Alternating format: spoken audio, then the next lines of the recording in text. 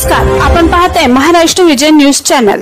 मुख्यमंत्री माझी लाडकी बहीण योजनेची शासनाने घोषणा केली तेव्हापासून या योजनेकरिता लागणाऱ्या कागदपत्रांसाठी जिल्ह्यातील सेतू केंद्रावर महिलांची प्रचंड गर्दी होत असून या कामी जादा शुल्क आकारले जात असल्याने प्रशासनाने दखल घेतली आहे।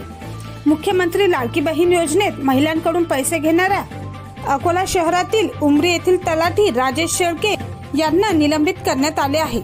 याविषयीची ऑर्डर उपविभागीय अधिकारी डॉक्टर शरद जावडे यांनी काढल्याची माहिती प्राप्त झाली आहे। मुख्यमंत्री लाडकी बहीण योजनेच्या अंमलबजावणीला राज्यात सुरुवात झाली आहे, मात्र या योजनेत महिलांकडून पैशाची मागणी केली जात असल्याचे निदर्शनास आले आहे। मुख्यमंत्री लाडकी बहीण योजनेत महिलांकडून पैशाची मागणी करणाऱ्या अधिकाऱ्यांवर थेट निलंबन किंवा गुन्हा दाखल करण्यात येईल असा इशारा मुख्यमंत्री एकनाथ शिंदे यांनी दिला आहे। यामध्ये पहिली कारवाई अकोला जिल्ह्यात उपविभागीय अधिकारी यांनी केली आहे। कुठल्याही सेतू किंवा आपले सरकार केंद्रावर विहित रकमेपेक्षा जादा शुल्क आकारल्यास अर्जदारांनी संबंधित तहसीलदार, नायब तहसीलदार किंवा मंडळ अधिकाऱ्याकडे तक्रार करावी अशी माहिती त्यांनी दिली।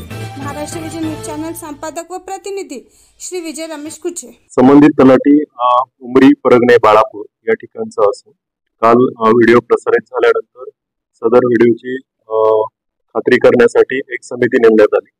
त्या समितीनं त्यांच्या विरुद्ध एक अहवाल सादर केलेला आहे। तो अहवाल आज तहसीलदार अकोला यांच्या मार्फत आमच्या कार्यालयास प्राप्त झाला आणि सदर तलाठी हे त्यांच्या उत्पन्नाचा दाखला देत असताना त्या व्हिडिओमध्ये पैसे घेताना निदर्शनास आलेला आहे। त्या अनुषंगाने त्याची चौकशी पूर्ण होऊन अहवाल सादर झाल्यानंतर आज त्यांना आम्ही त्यांच्या कर्तव्यामध्ये कर्तव्य पारायणता त्यांनी राखली नाही, सचोटी त्यांनी राखली नाही व हलगर्जीपणा केला, या कारणावरून त्यांना निलंबित करण्यात आलेला आहे।